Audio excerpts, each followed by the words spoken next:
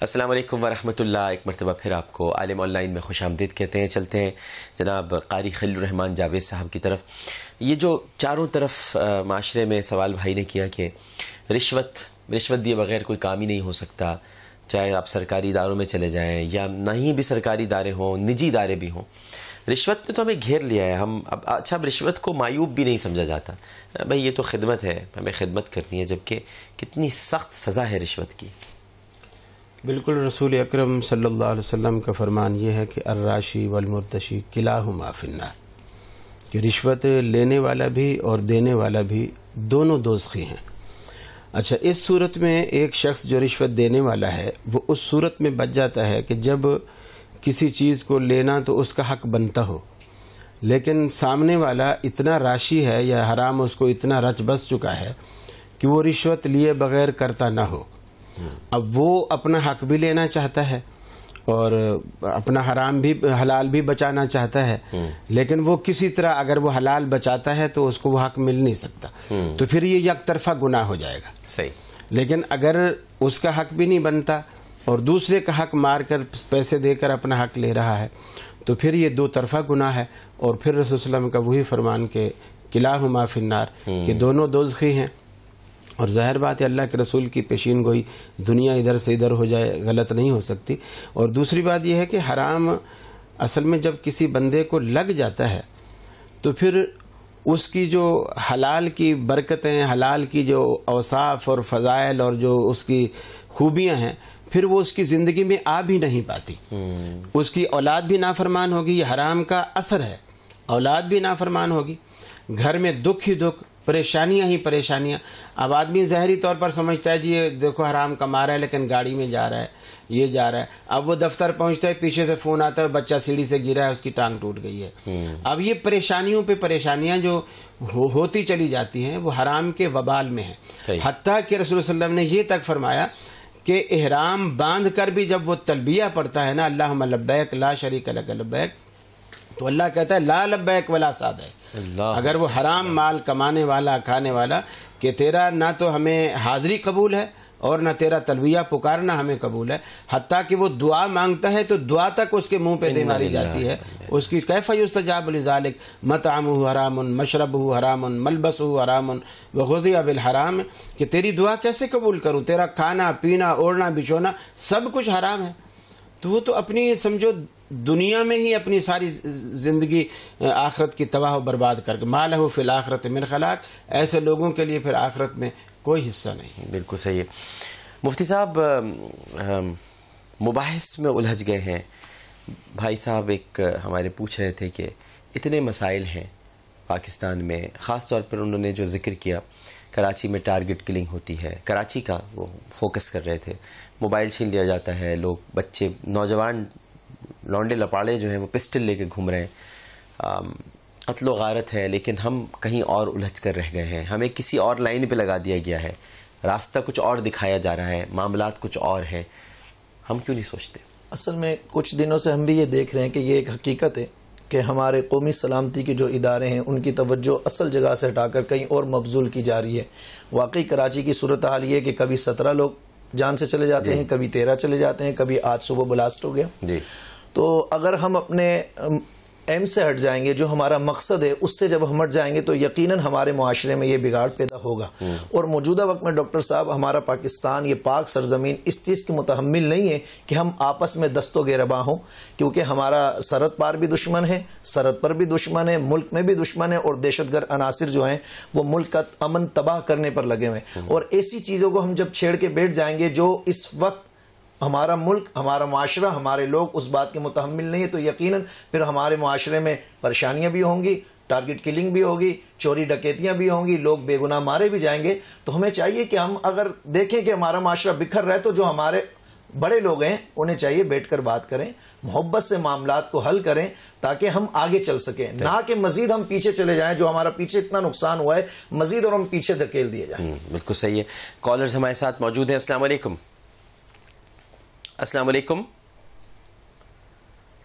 آپ کی آواز نہیں پہنچ پا رہی. السلام علیکم. لائن ڈراپ ہو گئی ہیں.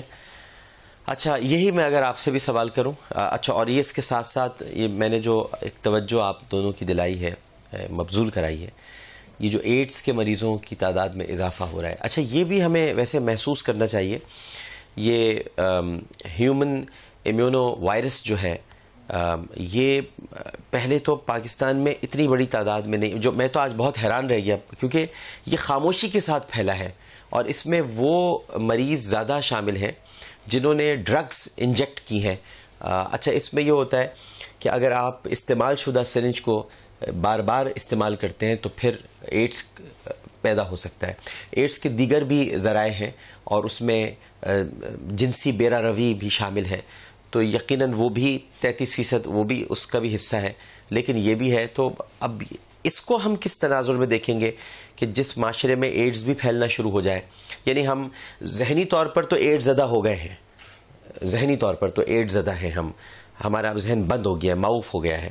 اس کے بعد اب ہم جسمانی طور پر بھی اس بیماری کی طرف بڑھ رہے ہیں. کیا فرمائیے گا؟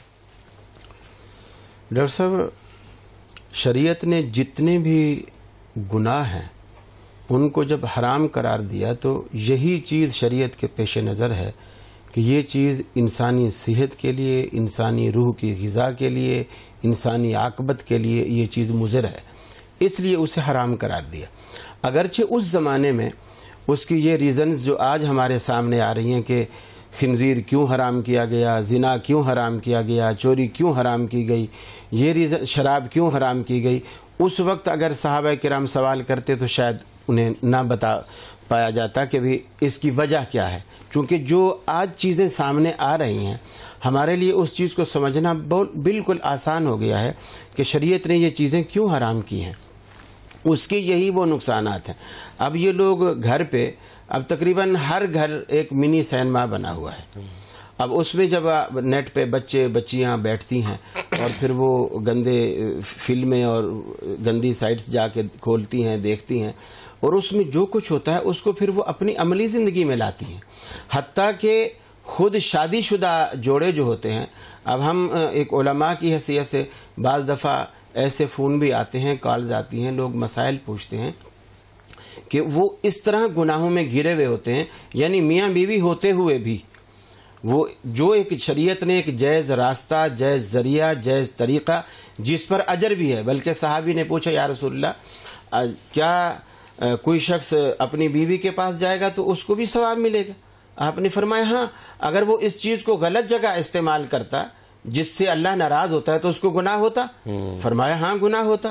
تو آپ نے فرمایا جب اس کو جائز طریقے سے استعمال کرے گا تو اسے ثواب ہوگا.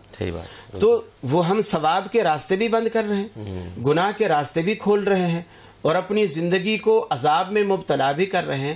اور یہ وہی مصیبتیں اور پریشانیاں ہیں جو ہمارے اوپر مختلف صورتوں میں، جسے ہم چاہے لوڈ شیڈنگ کہہ لیں، رزق کی تنگی کہہ لیں، مہنگائی کہہ لیں، یہ مختلف شکلوں برکت اٹھا لی ہے، برکت اٹھ گئی ہے. بالکل ٹھیک ہے.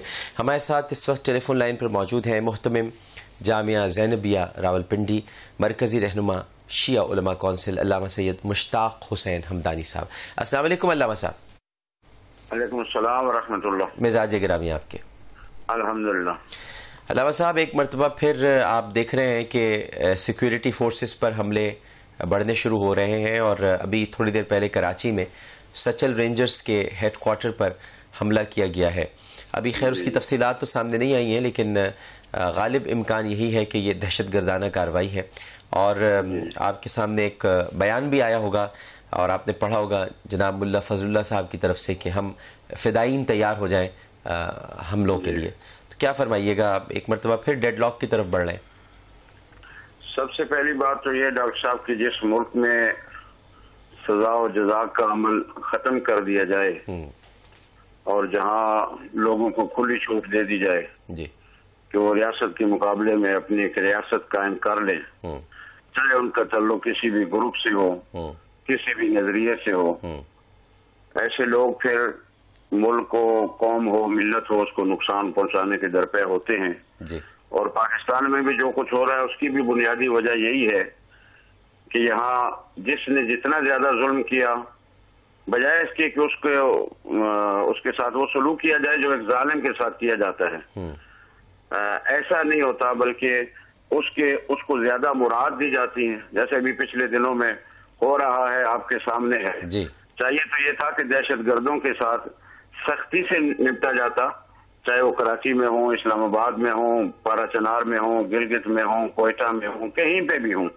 اس ملک کی بنیادی جڑوں کو کھوکھلا کرنے والے لوگ جو ہیں، یا سیکورٹی فورسز پہ حملہ کرنے والے لوگ، یا بے گناہوں کے خون سے اپنے ہاتھوں کو رنگین کرنے والے لوگ جو ہیں، ان ہاتھوں کو قطع ہونا چاہیے تھا، لیکن ایسا نہیں ہوا، جس کی وجہ سے آج بھی جیسے آپ نے بتایا کراچی کا واقعہ ہوا، یا پرسوں ہمارے ملک کا مہمان ہے، اس ملک میں سیاحت کے لیے آیا ہے چین سے، اس کو اغوا کیا گیا، اور پھر اغوا کر کے اس کی ذمہ داری بھی کچھ لوگوں نے قبول کی۔ اور اگر جو ہمارے حکومت ہے اور حکومتی ادارے ہیں، ریاستی ادارے ہیں، یہ اگر بر وقت اپنا کام کریں اور اس میں اچھے اور برے کی تمیز کیے بغیر جو مجرم ہے اس کے جرم کو روکنے کے لیے کام کریں، تو یقیناً ہم ان دہشت گردوں سے اپنے آپ کو بچا سکتے ہیں۔ اور پھر کسی بھی فرد کو، جیسے آپ نے کہا کہ انہوں نے کہا کہ فدائین تیار ہو جائیں، اور فدائین کا مطلب کیا ہے؟ اگر آپ انسانیت کے خلاف اپنے آپ کو آمادہ کر رہے ہیں تو پھر تو آپ فدائین نہیں ہیں، آپ کوئی اچھا کام کرنے والے نہیں ہیں۔ اور یہ انسانیت کے دشمن ہیں جو لوگ اپنے ہی اداروں پہ، اپنے ہی بے گناہ لوگوں پہ حملے کر رہے ہیں اور کرتے چلے آ رہے ہیں۔ بالکل ٹھیک ہے، بہت بہت شکریہ علامہ سید مشتاق حسین صاحب ہم سے گفتگو کرنے کا۔ جناب ابو انشا قاری خلیل الرحمان جاوید صاحب، جناب مفتی آصف سعید صاحب، آپ دونوں شخصیات عالم آن لائن میں تشریف لائے۔ آخری لمحات ہیں پروگرام کے، میرا خیال اگر وقت ہے جی تو میں ایک چھوٹی سی بات فرمائیں۔ آ رہی، جزاک اللہ۔ ایک سوال یہ تھا کہ کیا بد دعائیں قبول ہوتی ہیں؟ اس کا جواب میرا خیال ہے ہماری طرف سے ابھی تک نہیں آیا ہے۔ اچھا جی، بالکل ہماری طرف کیا بولیے، کیا آیا ہی نہیں ہے؟ فرمائیے جی۔ جزاک اللہ۔ تو اس میں حضرت عمر فاروق رضی اللہ تعالی عنہ کا دور خلافت تھا، مجھے ایک واقعہ یاد آ رہا ہے۔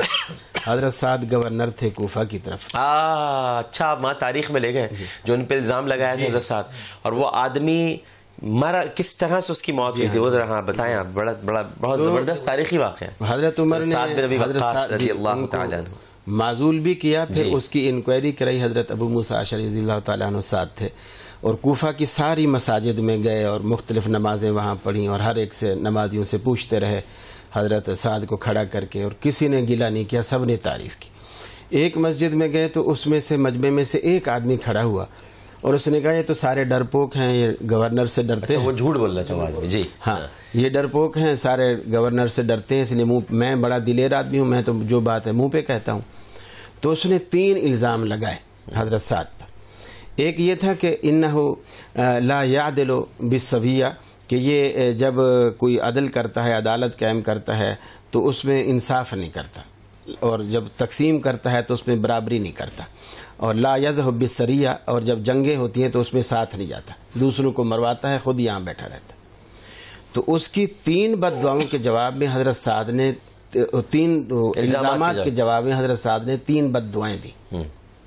پہلی بد دعا یہ تھی کہ اللہم اطل عمرہ، اللہ اس کی عمر کو لمبا کر دے، اور دوسری بد دعا یہ دی کہ اللہم اطل فقرہ، اس کی غربت کو، فقیری کو، محتاجی کو بڑھا دے، اور تیسری بد دعا یہ دی کہ وابتلہ فی الفتن، اے اللہ اسے فتنوں میں مبتلا کر دے۔ اب وہ شخص، صحابہ کہتے ہیں کہ اتنی اس نے لمبی عمر پائی کہ اس کے جو بھویں ہیں یہ لٹک کے آنکھوں کے اوپر آ گئے، اور وہ جب دیکھتا تھا تو ان کو اٹھا کے دیکھتا تھا۔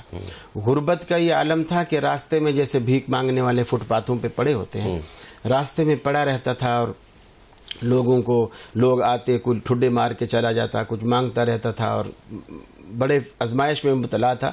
اور جب لوگ اس کے پاس آتے کہ تیرا یہ حشر کیوں ہوا ہے، تو اپنے منہ سے کہتا تھا کہ اصابتنی دعوت سعد، مجھے سعد کی بد دعا لگ گئی، مجھے سعد کی بد دعا کھا گئی۔ اور یہ کتنا بھیانک الزام تھا حضرت سعد بن ابی وقاص رضی اللہ تو تعالیٰ۔ بد دعائیں قبول ہوتی ہیں، اور لہٰذا ہمیں بد دعائیں نہیں دینی چاہیے۔